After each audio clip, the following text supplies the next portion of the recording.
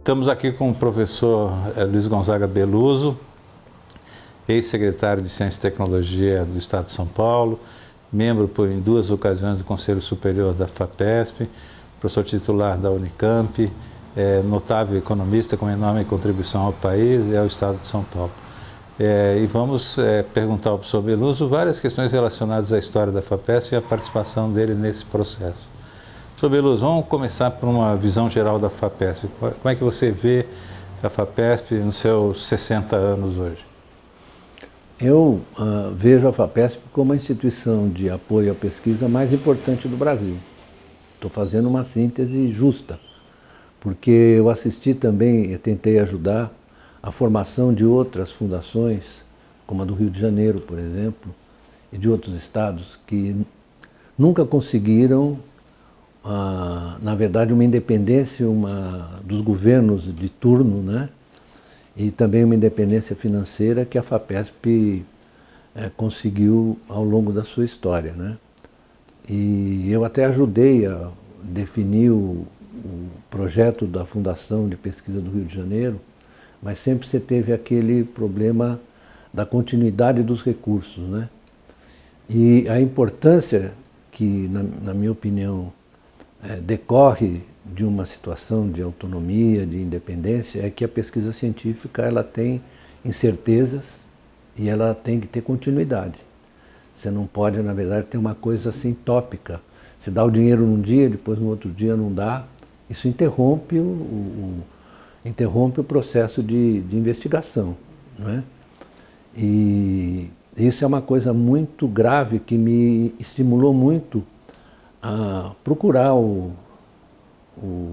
nosso governador depois da autonomia financeira da universidade, né? E conversar com ele sobre isso, e ele foi muito assim pronto a reconhecer, né? Porque essa era uma das discussões que nós tínhamos, além da questão dos projetos individuais, né? Que eu chamei de balcão de projetos, né? E isso encontrou assim alguma resistência, talvez justificada por parte de alguns membros do Conselho, mas progressivamente isso foi sendo aceito, né? Os projetos temáticos, né? Que surgiram nessa época, né? Então, para aproximar, na verdade, o sistema de ciência e tecnologia dos padrões internacionais mais reconhecidos, né? Quer dizer, as pessoas às vezes não sabem que os Estados Unidos têm um sistema nacional de ciência e tecnologia apoiado na pesquisa militar espacial, né?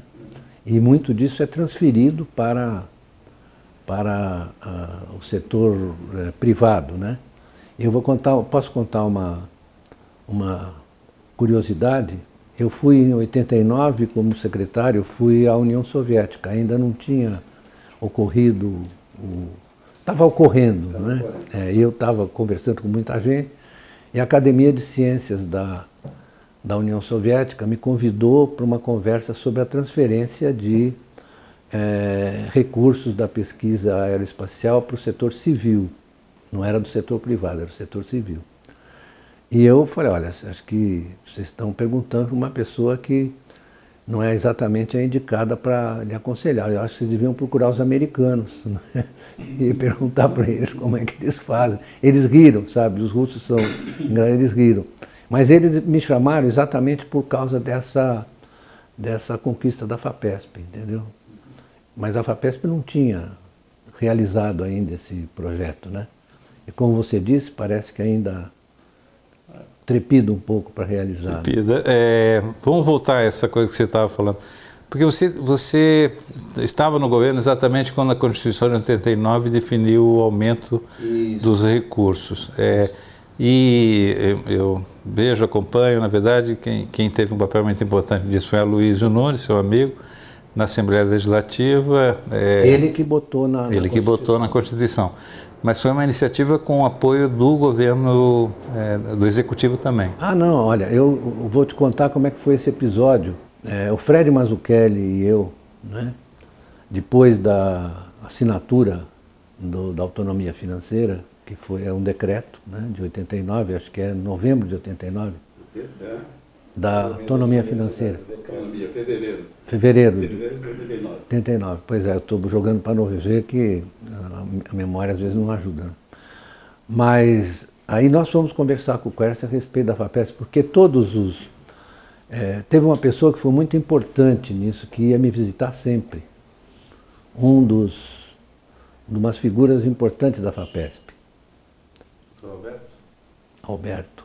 Carvalho da Silva. Grande Alberto Carvalho da Silva. Mas ele ficava insistindo, etc. Eu falei, não, Alberto, vamos levar isso adiante, né? E cheguei para o governador e falei, você precisa fazer uma visita à FAPESP. E ele foi. Fomos os três.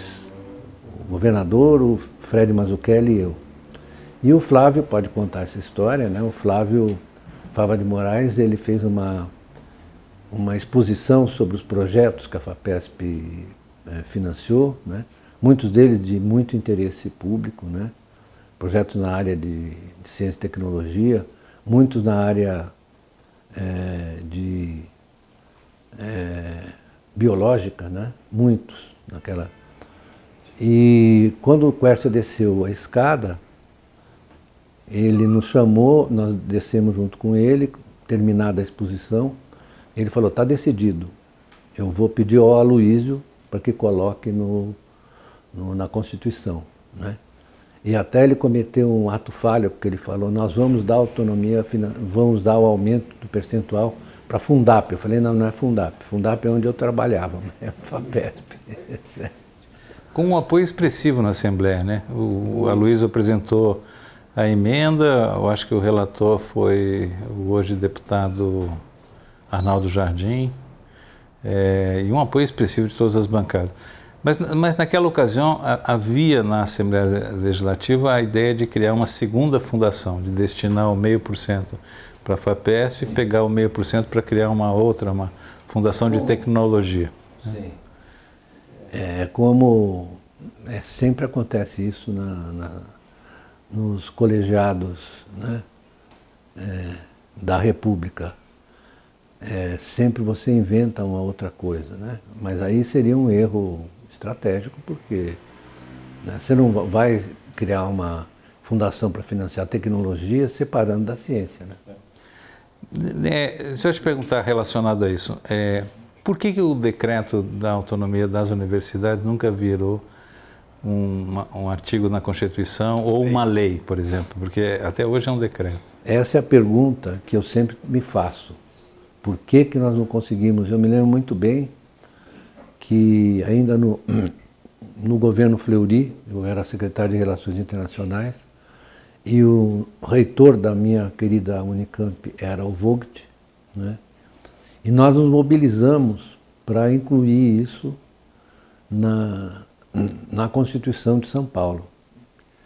E eu não entendo por que houve resistência, e está ainda em cima de um decreto. Aliás, é uma luta que nós devíamos retomar. É uma luta que nós devíamos retomar, porque eu não quero exagerar, mas eu acho que para as universidades de São Paulo, até para o desempenho delas, foi muito importante a autonomia financeira. Eu diria que foi decisiva para que as universidades tivessem esse desempenho, né, que são as duas universidades. Eu vi hoje outro ranking, eu não gosto de ranking porque eu não sei como é que é calculado isso, é feita essa avaliação, mas nos rankings internacionais estão lá a USP e a Unicamp, né? Então, com todo respeito à Unesp, de quem eu sou amigo do reitor, que é palmeirense. Então, mas está sempre bem no ranking também. Tá, né? Sempre bem, está sempre bem no ranking. É que eles citam, eu não gosto de ver ranking, porque eu não gosto desse negócio que é o melhor, que é o maior.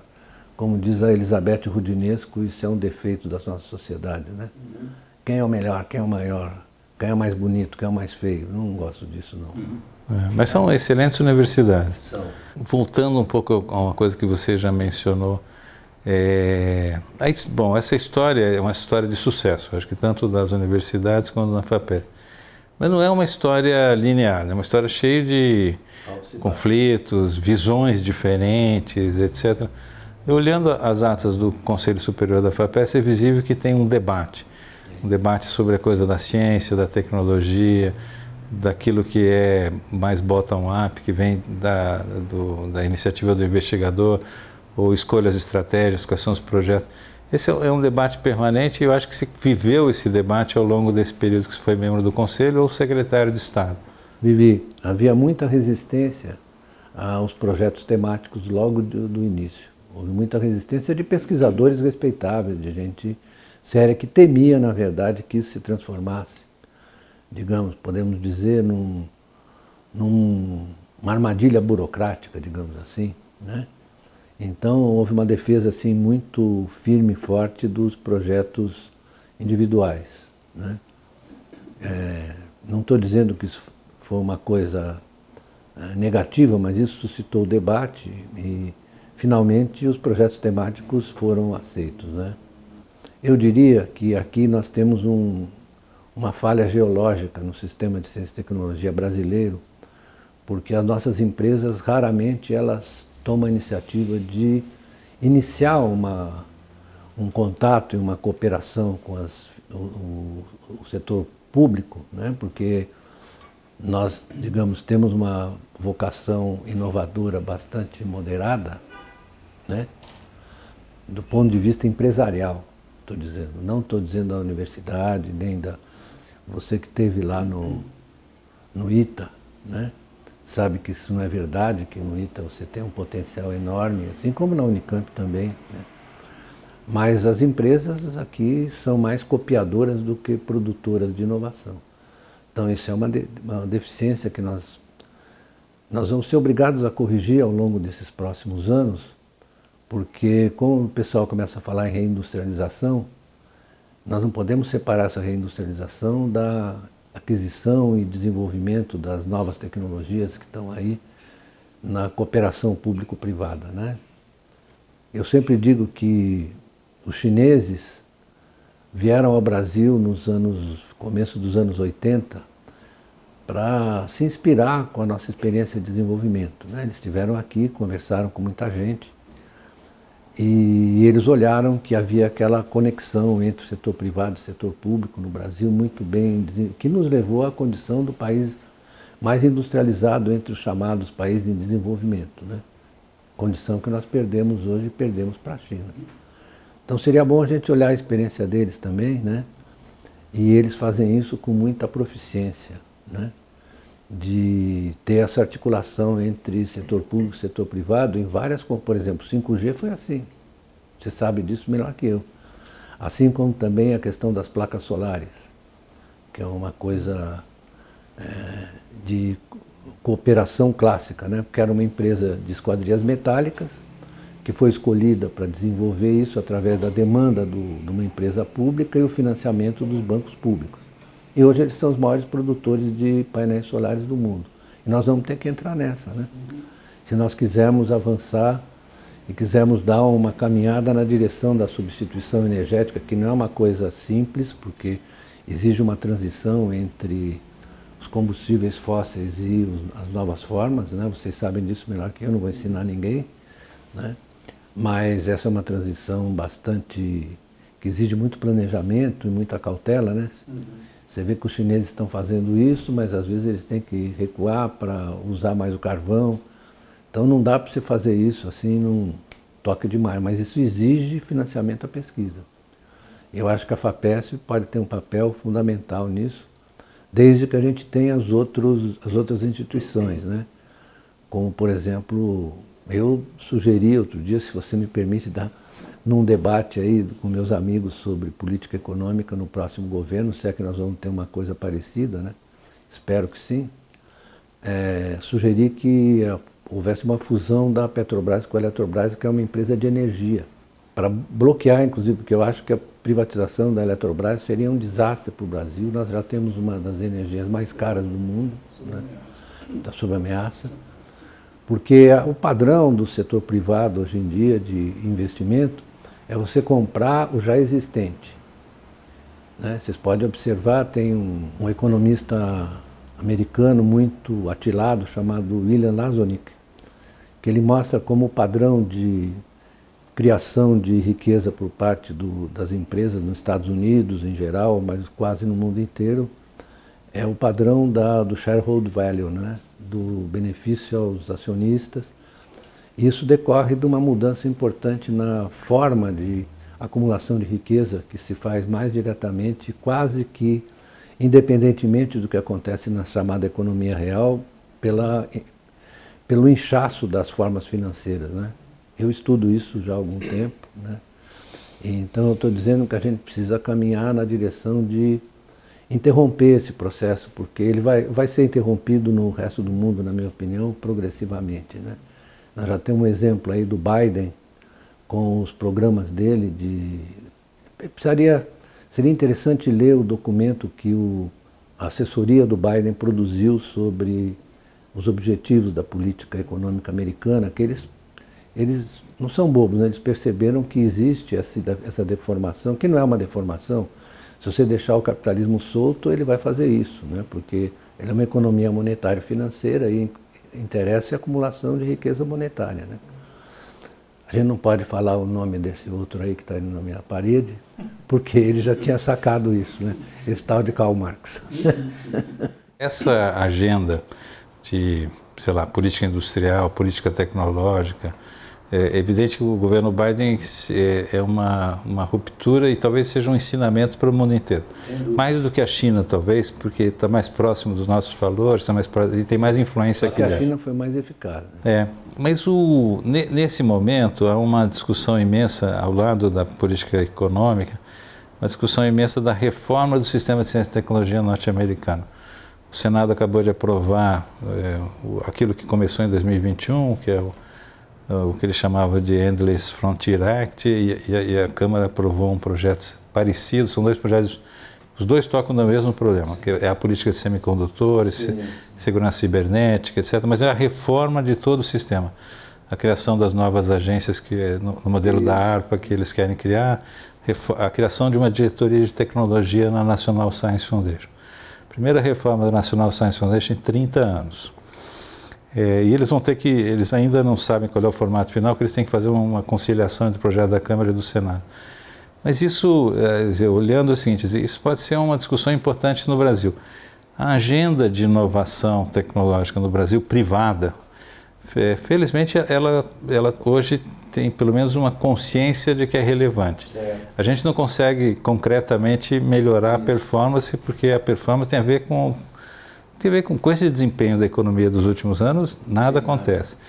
Mas essa agenda é uma agenda importante. O que você imagina que a FAPESP podia desempenhar nessa agenda? Pois é, eu acho que isso aí tem muito a ver com várias... A primeira delas é o baixo apetite que o empresariado nacional sempre teve pela produção endógena de inovação, né? Isso era um problema que afetou a economia brasileira desde o processo de industrialização. Nós sempre fomos absorvedores de tecnologia. Mas quando eu cito a China, eu cito porque eles foram absorvedores de tecnologia, né? Logo nos anos 80 eles foram absorvedores, mesmo nos anos... Só que eles absorveram de uma maneira a transformar isso numa forma nacional de produção disso. Você pega Shenzhen, você vai a Shenzhen, você fica abismado para ver como estão organizadas as coisas, como estão sendo tratadas, etc. Não é à toa que essa questão aí da guerra da Ucrânia, na minha opinião, com a Rússia, tem por detrás uma coisa subterrânea que é a rivalidade com a China, dos Estados Unidos. E é por isso, e de uma certa forma, essa rivalidade, essa oposição inspirou essas políticas do Biden, né? Eu não vejo... aliás, nesse documento do executivo americano, a menção à China é frequente, o tempo inteiro. É o tempo inteiro mencionando a China. Claro, isso se faz por diferença, por oposição, né? Isso é assim comum na história da relação entre as potências, né? Então, na verdade, a China é produto da expansão americana, certo? Dos anos 80 para cá. Só que agora virou seu rival. Uma coisa é uma coisa, outra coisa é a mesma coisa, né? Então, os Estados Unidos criou o seu rival, né? Pela expansão da sua economia. Assim como no século XIX, a Inglaterra propiciou o surgimento dos Estados Unidos e da Alemanha e depois provocou a Primeira Guerra Mundial, porque a pessoa não se dá conta de que a Primeira Guerra Mundial está encravada na inconformidade inglesa de ter perdido a hegemonia. E eu digo que os Estados Unidos vão, na verdade, avançar nessa direção. Você está dizendo que é um exemplo para nós? É um exemplo para nós. Nós temos que avançar nessa direção, mas isso é uma construção institucional. Eu diria o seguinte, que nós precisamos fabricar os nossos fabricantes. Nós precisamos produzir. Nós temos na universidade tanta capacidade intelectual e tecnológica, nós vamos que criar as empresas que façam isso. Não vai nascer dessa turma que está aí, não vai. É tudo rentista. O rentista não quer dizer só o cara que recebe dinheiro do aumento dos juros, é o cara que só compra coisa já existente. É o extrator de valor, não é o cara que produz valor. Então nós vamos ter que criar, como os chineses criaram, né? E algumas vezes o Brasil acertou. Por exemplo, quando pensou em construir um síncrotron. E o senhor estava também, o senhor participou. Eu queria que o senhor contasse um pouco a história da constituição do primeiro laboratório de síncrotron. Não o Sirius, mas do anterior, da década de 80. Então, era o Silon o presidente, né? Então, eles estiveram várias vezes na secretaria, que era ali no Palácio dos Campos Elíseos, né? E eu conversava muito com ele pode confirmar isso, assim como com o Rogério. O Rogério era meu colega de Unicamp, né? E aí teve o problema do terreno, né? E apareceram lá várias pessoas, pode deixar que eu vou ver o terreno. Eu falei, não, eu vou falar com o governador. Ele é que tem que decidir. Porque em tudo aqui no Brasil tem um negócio da beiradinha, né? E aí eu falei com ele, falou, não, você decide, então o terreno é para o laboratório, né? Então você vê como as coisas são na vida pública, né? As coisas vão acontecendo, às vezes você acha que você que tomou essas decisões, mas não é, esse é um problema do movimento das coisas, da conjuntura, as pessoas aparecem lá, você avalia, né? E por isso eu tenho muita dificuldade em acolher e aceitar essa celebração que as pessoas fazem do mérito. Não existe o mérito, existe a tua relação com o ambiente que você vive, com as pessoas com as quais você convive, das quais você recebe informação, enriquecimento pessoal, né? Não é assim na vida intelectual, você lê os autores aí, você começa a melhorar, porque antes disso você era meio tonto, né? Você vai lendo, eles vão melhorando você. Como diz o Franco Bifo Berardi, o pessoal acha agora que pode ler uma página e saber alguma coisa. Ele falou, você tem que ler os livros várias vezes, né? Não é? No começo dessa conversa você tocou numa frase que você usa em algumas reuniões do Conselho sobre o balcão. Você podia elaborar um pouco, dizer assim, o que isso quer dizer com uma visão crítica sobre, às vezes, a ação da FAPESP muito centrada nesse balcão? Pois é, mas uma decisão para aceitação de um projeto de pesquisa, né, ele tem na FAPESP um critério, sempre teve um critério muito rigoroso de aceitação ou não, né? Eu mesmo submeti, quando estava na Unicamp, submeti o projeto sobre política econômica, que foi muito discutido, teve, na verdade, a opinião dos pares, isso tudo é muito... Mas eu falei balcão porque eu acho que isso não pode ser circunscrito puramente ao pesquisador individual, né? Porque isso não responde, né? Eu, citando aqui esse cara que está na fotografia, ele lá ainda em meados do século XIX, né? Ele morreu em 83, né?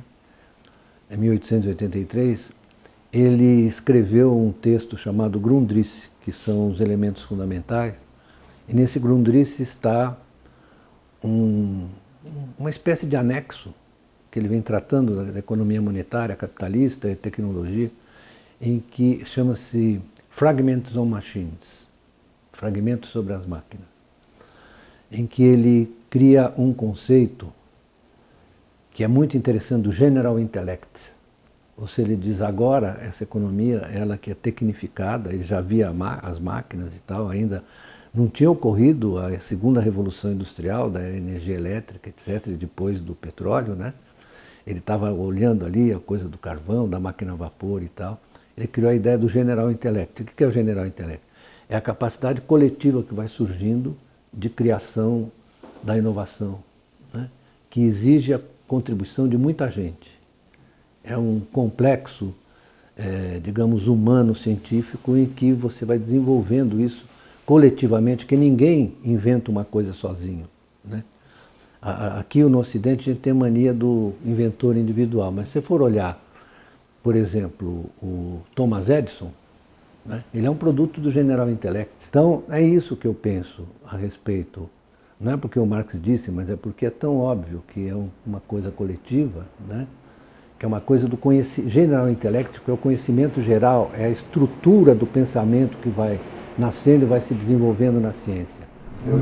Hoje se usa muito a expressão ecossistema de inovação. Ecossistema, pronto. Tá bom. Ele falou disso, ecossistema de inovação. Professor, nesse movimento da inovação, uma coisa que tem sido reiterada no mundo inteiro, etc., coisa e tal, são startups. Evidentemente, eu estou falando de startups de base tecnológica, não estou falando das fintechs, sim, que é mais um modelo de negócio, sim, bomba pelo caso que o mercado financeiro está ávido de soluções inovativas. Mas essas startups de base tecnológica, que elas foram introduzidas na vida da FAPESP há pouco mais de 20 anos, você deve ter acompanhado isso. Como é que você vê isso sobre esses tipos de novas empresas? Foi bom você fazer essa pergunta, porque o Brasil está precisando exatamente do surgimento de novas empresas ligadas à inovação tecnológica. Agora, eu estava conversando outro dia com meu amigo e irmão, praticamente, João Manuel, né? E nós conversávamos sobre a necessidade de você ter um banco que financie em condições peculiares e particulares essas startups aqui no Brasil. Um banco de pequena e média empresa, mas pequena e média empresa voltada para a inovação, não só, para as outras também, né? E aí você precisa ter uma instituição como a FAPESP para avaliar e conduzir isso do ponto de vista tecnológico, certo? Porque o pessoal acha que empreendedorismo surge, a pessoa pode querer empreender, mas se ela não tem apoio financeiro, condições financeiras adequadas, e não tem frequentemente uma outra coisa, que é um sistema de compras públicas que consigam suportar o desempenho dessas empresas, é isso que nós estamos pensando em apresentar para o próximo presidente, né? Estão precisando apresentar isso porque, em geral, as pessoas não prestam atenção. Mas eu diria que isso é uma coisa crucial, é uma dimensão crucial da política econômica nos próximos anos, se o país quiser sair desse buraco. Lá atrás, em vários momentos, você fala da necessidade de ter um plano que seja mais amplo do que a FAPESP, um plano estadual, com agenda própria, coisa desse tipo. Isso a gente nunca chegou a ter estabelecido. Pois né? é. Então, muito menos o nacional. Pois é. Então, acho que o que está retornando agora, depois dessas desventuras e tropeções da economia no período recente, é a ideia de um planejamento coordenador, um planejamento indicativo e estimulador do empreendedorismo, desse empreendedorismo, né? Porque está mais ou menos evidente para as pessoas que se dedicam ao estudo do que está acontecendo, é que aquelas formas e instituições do capitalismo mais neoliberal, eu não gosto da expressão, mais liberal, né? Elas estão, na verdade, em processo de dissolução, né? E evidentemente estão no processo de dissolução, e você precisa cada vez mais de recolher essas experiências que juntam o setor público e o setor privado, né? Então, isso é planejamento. Você precisa ter planejamento, você precisa, na verdade, ter o caminho que você vai seguir, né? Que você pode corrigir no meio, corrigir a rota, né? Você não vai fazer o planejamento. Quando você fala em planejamento, as pessoas se assustam e acham que você vai fazer uma experiência soviética, stalinista, que não deu certo. Eu tive lá, né? Já contei que eu tive lá, o negócio não vai. Então, você precisa planejar no sentido de coordenar as interações entre o Estado e o setor privado, né? Isso, na verdade, eu estou falando, chovendo no molhado, porque no pós-guerra, estou falando no imediato. Capitalismo organizado do Wolff. Isso, exatamente. Capitalismo organizado, né? Que o Aliétat, que é um professor francês que é muito meu amigo, você sabe que ele foi várias vezes à Unicamp, né? Escreveu um livro, vários livros importantes, mostrando qual era a composição e a estrutura desse capitalismo organizado, que envolvia, inclusive, a participação dos trabalhadores nos conselhos das empresas, para você poder regular preços e salários e não recorrer, por exemplo, agora, você tem esse choque de oferta decorrente da subida de preço dos combustíveis. E aí como é que você reage? Você sobe a taxa de juros. Eu fico com a impressão, às vezes, que as pessoas estão ficando burras. Porque o que você vai fazer com a subida da taxa de juros é derrubar a economia e isso continuar bombando os preços com a crise. Você não vai chegar a lugar nenhum. Você vai chegar... E as pessoas não se lembram que a estagflação dos anos 70, você sabe disso, vocês sabem disso, ela nasceu do choque do petróleo. Isso tem uma capacidade de difusão pela economia enorme, porque pega tudo. Os combustíveis, eles são insumos universais. Então ele pega o carro do rico, a motocicleta do entregador de comida, pega o óleo combustível das empresas, pega tudo. Então eles ficam, eu fico pasmo de ver, eles ficam espantados que tem um poder de difusão enorme, então eles vão lutar com a taxa de juros, eles vão derrubar a economia, né? E a inflação vai demorar a cair, porque você está repetindo o choque de oferta. É simples assim. Mas o que acontece em economia, hoje em dia, é, na verdade, a fixação de crenças. Você não tem um debate, você não tem uma discussão. Você não tem uma avaliação, você tem fixação de crenças. Porque isso, o Walter Benjamin, que escreveu um livro chamado Capitalismo como Religião, escreveu lá atrás, ele tinha razão, certo? Porque você fixa uma série de crenças, por exemplo, que o mercado é competitivo. Você acredita nisso? Alguém acredita que é competitivo? Professor, durante muitos anos, aliás, durante toda a história da FAPESP, a gente acompanhou todo um debate sobre os investimentos, o apoio à pesquisa básica, né, que é fruto da curiosidade do pesquisador, etc. Talvez até uma coisa que justifique o balcão que o senhor falou, a pesquisa aplicada, etc. E agora começa a surgir um debate muito interessante, muito recente, sobre a pesquisa orientada à missão. Quer dizer, como se fosse uma terceira vertente. Isso é uma coisa da Mariana Mazzucato, minha amiga, sabia? Ela esteve em Campinas, eu tive uma conversa com ela, era muito engraçado. Recentemente ela participou de um debate na FAPESP. Aliás, não foi na FAPESP, mas foi um amplo debate com a presença de pesquisadores. Como é que o senhor vê? O senhor acha que como é que o senhor vê essa coisa da pesquisa orientada à missão? Porque você na verdade, está fazendo uma coisa programada e ao mesmo tempo orientada. É como você deve fazer com todas as ações do Estado. Inclusive com o crédito, você tem que orientar o crédito. Orientar porque hoje em dia, né, com essas novas formas financeiras, você dispersa a escolha dos setores que são importantes, né? Isso quem tem que definir é o Estado. Tem que definir quais são os setores importantes, consultando evidentemente, mas eu acho que é muito boa ideia. Eu acho que ela cola, inclusive, com essa ideia do crédito direcionado. Moonshot.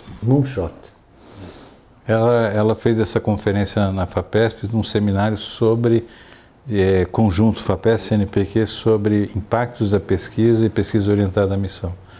E ela é vivaz, ela desperta paixão. Ela é uma figura. Figura. Mas vamos voltar às coisas lá do Conselho Superior da FAPESP.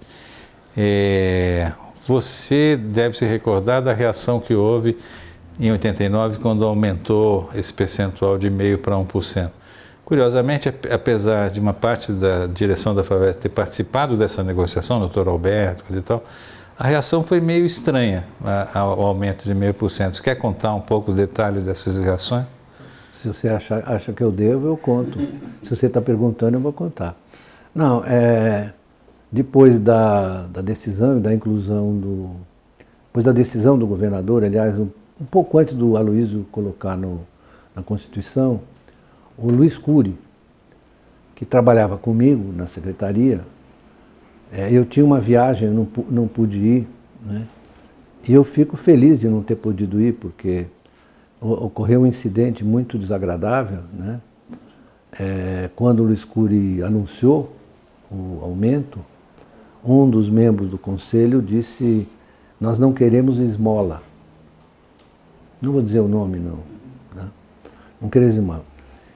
Eu digo para você o seguinte, ainda bem que eu não estava lá, porque se eu tivesse ia ser um pampeiro, porque aí ia aparecer quem?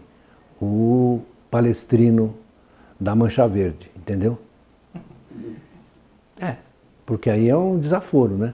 Quer dizer, é uma coisa de interesse coletivo, de interesse geral, e esse conselheiro reagiu a partir das suas... Eu vou dizer o que eu acho que ele pensava, né? Eu estava falando com a Cláudia sobre, digamos, o ambiente cultural, sociocultural da Universidade Paulista, que eu vivi na Faculdade de Direito e vivi na Faculdade de Filosofia, fui aluno de todos eles, né?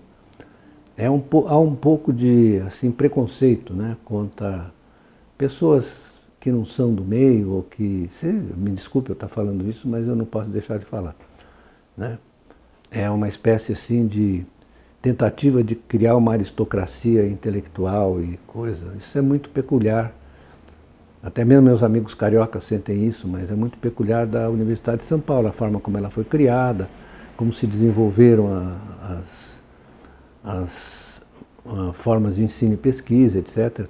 Claro que a Universidade de São Paulo é uma conquista inquestionável, mas criou esse espírito, né, de singularidade, de peculiaridade, de diferença em relação. E eu digo para você... De nobreza. Uma nobreza, né? Uma aristocracia.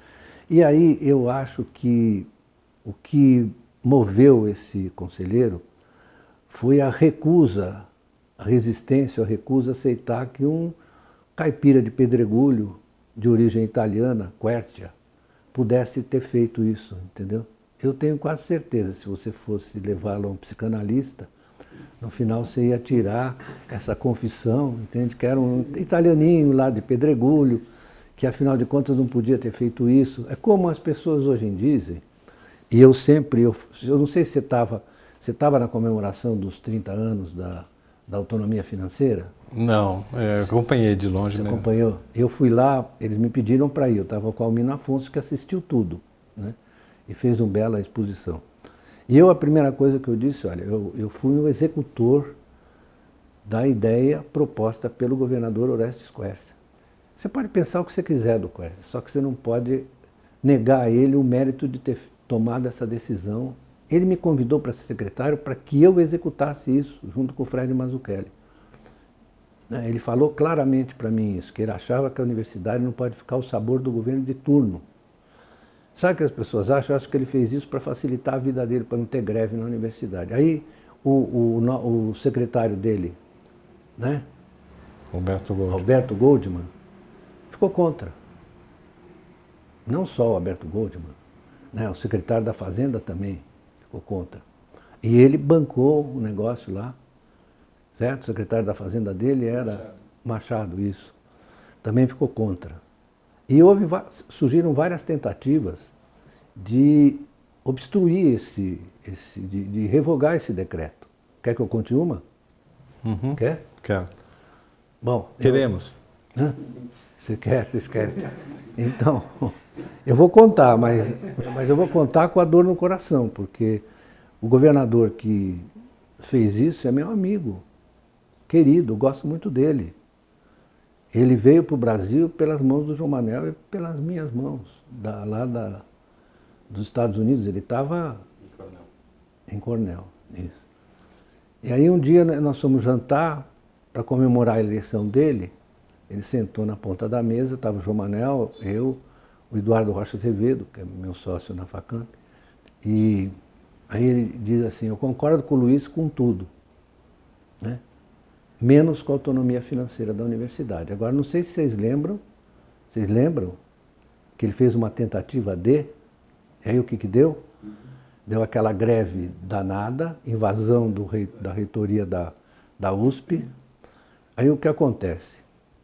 Acontece que ele me chamou lá, a mim e ao Vogt, falou, precisamos revogar o decreto. Ele tinha feito o decreto. Junto com o Pinotti. Junto com o Pinotti, isso. Tinha feito o decreto. E eu esculhambei o Pinotti, o coitado morreu, mas eu devo muito a ele, e a Unicamp deve muito a ele, porque ele fez a institucionalização da Unicamp. Mas fizeram aquele negócio e pediram para a gente... Nós reunimos, você foi essa reunião, um monte de gente da universidade, das três, lá no Palácio dos Bandeirantes, né? E eu e o Vogt fomos incumbidos de refazer o decreto. Aí refez, a coisa voltou. Aliás, eu acho, isso me lembra, e eu insisto, que nós devemos colocar isso na Constituição. Nós temos que lutar, não abandonar esse negócio e botar na Constituição, porque já surgiram outras tentativas. O próprio governador atual tentou fazer um rapa ali não foi? Um rapa ali nos excedentes financeiros da universidade. Isso aí vai ficar sempre exposto, por isso que precisa reforçar. Professor, eu acho que a gente já está caminhando para o... Como é que o senhor vê o futuro de uma agência de fomento como a FAPESP? Em que direção que a FAPESP deve caminhar? Quais são os grandes obstáculos que ainda a serem superados e que ela pode ela própria superar? Olha, eu acho que o debate fundamental é esse direcionamento da FAPESP para essa área de tecnologia. Acho que isso é fundamental. Isso é que devia guiar o debate. Eu não quero me meter, que eu não, né, sou ex-membro do Conselho, mas se estão me pedindo uma opinião, é essa opinião que eu queria dar. Né? Acho que é fundamental e também discutir, porque não adianta só você ficar no âmbito tecnológico, né? Você tem que discutir também as formas de financiamento e de aproveitamento dessa pesquisa. Você precisa criar um sistema empresarial, mesmo que seja de pequena e média empresa, como nós estávamos dizendo, que seja capaz de aproveitar isso e crescer. Porque é assim que as empresas crescem. Muito bem. Agradecemos muito esse depoimento do professor Beluso, uma mente lúcida, brilhante e que sempre nos ilumina um pouco. Muito obrigado, Pacheco. Você está falando isso porque você teve a paciência de me aguentar como professor, você e o Cláudio.